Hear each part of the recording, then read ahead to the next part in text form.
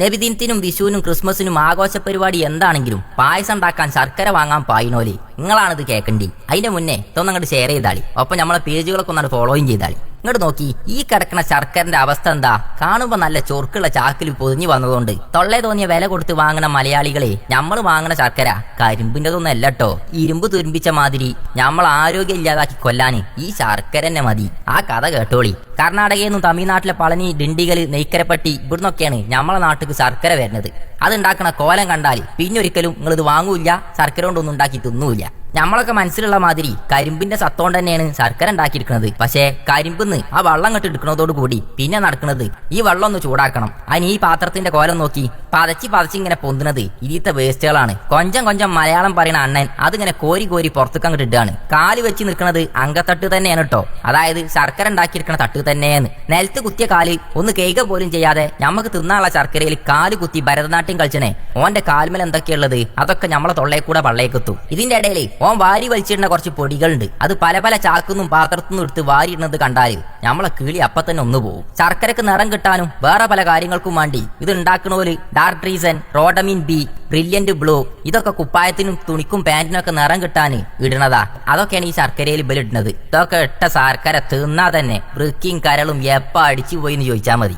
ഓനാണെങ്കിൽ ഇടക്കിടക്ക് കുളം കര കളിച്ചിട്ട മാതിരി ആ കാലം കൊണ്ട് പുറത്തേക്ക് ഇറങ്ങുന്നുണ്ട്, അകത്തേക്ക് കയറുന്നുണ്ട്. ഏതായാലും എത്ര കാലം പയക്കുള്ളതാണെന്ന് അറിയില്ല. ഇത് കണ്ടാൽ അത് ഉണ്ടാക്കിയ കമ്പനിക്കാര് ഒരു പുതിയ തോർത്തുണ്ട് അങ്ങോട്ട് കൊണ്ടുകൊടുക്കും. അത്രക്ക് പയക്കുള്ള ഒരു തോർത്തുമുണ്ടില് കൈയൊന്ന് കേകി തുടച്ചി കൈകൊണ്ട് ഉരുട്ടി കുഴച്ചു വെക്കണ ഈ ഉണ്ട ആനക്ക് വീങ്ങാനുള്ളതല്ല. സാക്ഷര കേരളത്തില് ഈ കുണ്ടുള്ള റോട്ടുമ്മ കൂടെ പോണിയും വരണിയും മലയാളികൾക്ക് വലിയ വില കൊടുത്ത് വാങ്ങാനുള്ളതാ. ഈ ഉണ്ടയാണ് ശർക്കരായി വരുന്നത്. ഇതുകൊണ്ടാണ് നമ്മൾ ചക്കരട്ടായി, ഹലുവ, ഉണ്ണിയപ്പം, നെയ്യപ്പം, കൽത്തപ്പം, കിണ്ണത്തപ്പം, കടലമുട്ടായി, പായസം, കാവ, ചുക്കാപ്പി, ശർക്കര വരട്ടി ഇതൊക്കെ ഉണ്ടാക്കല്. തമിഴ്നാട്ടിൽ നിന്ന് വരണേ നാദനൊന്നുമില്ലാത്ത ഈ ശർക്കര വാങ്ങിയാണ്ട് തന്നെ നമ്മളെ കേരളത്തിലെ റോട്ടുമ്മ വെച്ചുണ്ടാക്കണ ചക്കര മുട്ടായി എന്ന് പറഞ്ഞേ നന്നാക്കി പറഞ്ഞാല് ശർക്കര മിഠായി എന്ന് പറയണേ ഈ മുതലുണ്ടാക്കല്. ഏറ്റവും ലാഭത്തിൽ വാങ്ങണ ശർക്കര. അതുകൊണ്ട് തന്നെ ഏറ്റവും ലാഭത്തിൽ ഇത് ഉണ്ടാക്കിയാണ്ട് വിൽക്കാനും പറ്റും. ഇജാതി കച്ചവടക്കാരിൽ ഒട്ടുമിക്ക ആൾക്കാരും വാങ്ങുക ഇജാതി ശർക്കരയാണ്. അതും ചാക്കുണ്ടാവും, ചാക്കുമല എന്തൊക്കെ പേരുണ്ടാവും. ചെലുതുമല എവിടുന്നാ വരുന്നത്, എവിടുന്നാ ഉണ്ടാക്കിയത്, എന്നാ വന്നത് എന്നൊന്നും പേര് പോലും ഉണ്ടാവില്ല. പീഡിയക്കാരനോട് ചോദിച്ചാലോ ഓൻക്കൊരു തലിയും പോലും ഉണ്ടാവില്ല.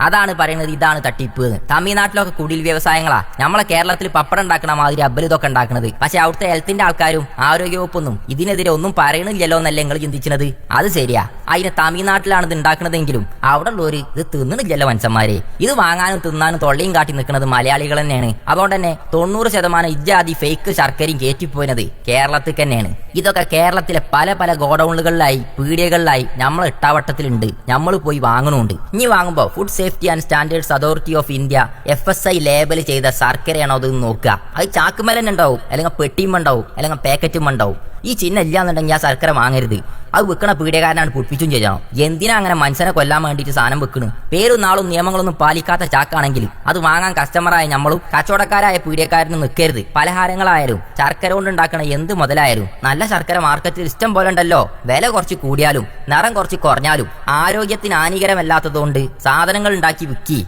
അതുകൊണ്ട് നിങ്ങൾ എന്താച്ചാ ചെയ്തോളി. രുചിയിലും ഗുണത്തിലും അതിൻ്റെതായ മാറ്റം ഉണ്ടാവും. മനുഷ്യന്മാരെ ജീവന് ഭീഷണിയുള്ള ഉടായ്പ ശർക്കരകൾ വിൽക്കാൻ സമ്മതിച്ചരുത്. അങ്ങനത്തെ ശർക്കര ഏതെങ്കിലും പീടികളിൽ കണ്ടാൽ ഈ നമ്പറിൽ വിളിച്ചങ്ങോട്ട് പറഞ്ഞോളി. 180042251125. ശർക്കര ഇല്ലാതായാലോ ശർക്കര കൊണ്ടുള്ള പായസോ ശർക്കര വരട്ടിയോ വേറെന്തെങ്കിലുമൊക്കെ ഇല്ലാതായി എന്ന് വെച്ചാൽ ദൈവങ്ങളും ആചാരങ്ങളും ആഘോഷങ്ങൾക്കൊന്നും ഒരു കുറവും വരൂല. അതല്ല ഇത്തരത്തിലുള്ള ശർക്കര കൊണ്ട് തന്നെ ഉണ്ടാക്കി കൊടുക്കണം എന്ന് വെച്ച് കഴിഞ്ഞാൽ അടുത്ത കൊല്ലത്തെ ഒരു ആഘോഷത്തിനോ അനുഷ്ഠാനത്തിനോ എത്ര മനുഷ്യന്മാർ ഇവിടെ ജീവനോടെ ഉണ്ടാവും എന്നുള്ളത് കണ്ടറിഞ്ഞ് കാണണം. ഫുഡ് സേഫ്റ്റി ഡിപ്പാർട്ട്മെന്റിലെ മഹാമാരി നിങ്ങളോടാണ് പറയാനുള്ളത്. ഈ സാധനങ്ങളൊക്കെ പീടികയിലെത്തുന്നതിന്റെ മുന്നേ കസ്റ്റമറായ ഞങ്ങളെ കയ്യിലെത്തുന്നതിന്റെ മുന്നേ ഗോഡൌണുകൾ നിറയുണ്ട്. കേരളത്തിലെ ചെക്ക് പോസ്റ്റുകൾ കൂടെ ഇത് പോരുന്നുണ്ട്. എവിടുന്നാ വരുന്നത്, എങ്ങനെ ഉണ്ടാക്കണതാന്നൊക്കെ അറിഞ്ഞിട്ടും ചെക്ക് പോസ്റ്റുകളും അതിർത്തികളും കടന്ന് ഇത്തരത്തിലൊരു വിഷം കേരളത്തിലെ കുഗ്രാമങ്ങളിൽ വരെ ഇഷ്ടം പോലെ കിട്ടുന്നുണ്ടെങ്കിൽ അത് ഇവിടുത്തെ ഫുഡ് സേഫ്റ്റി ഡിപ്പാർട്ട്മെന്റിന്റെ കൈകൊണ്ട് തന്നെയാണ് കേട്ടോ.